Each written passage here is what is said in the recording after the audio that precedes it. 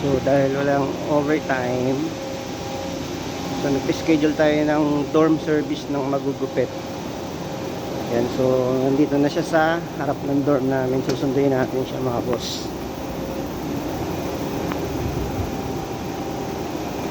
Yan.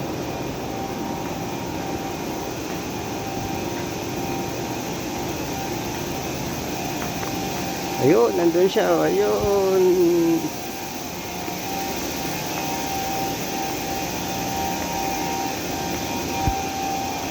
So, kahit umuulan.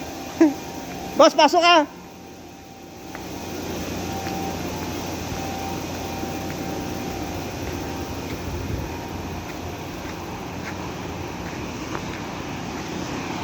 Ayan siya boss, kahit naulan. Papagupit kasi kami mga boss.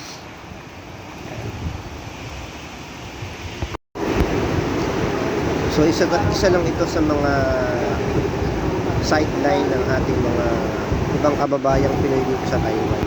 Katulad nitong nagugupit sa amin ngayon. Dorm service to ito for it's only 150 only. So mura, di ba? Tunay na bagyo. So kailangan dito kahit kasagsagan ng bagyo. Sakto, binabagyo kami, nagpa-dorm service kami. Ayun, akala kasi namin tapos na yung bagyo kaninang hapon ba, tapos ito biglang lumakas yung bagyo. Ito pala yung kasagsagan niya. So kaya habang nagugupit siya, eto bumabagyo ngayon kami dito sa dorm.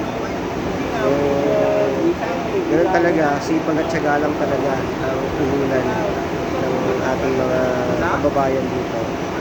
Yan, kaya nagpa-dorm service na rin ako para at the same time yun, makilala din siya dito sa dorm namin at maulit-uli ito. Marami siyang gugupitan ngayon actually. Mapapagod ng kamay niya talaga. So yun, solid naman guys yung pagupit. Kaya shoutout sa iyo boss. Malapit lang naman yung dorm nila at nagtatrabaho siya sa Inulax. Yan.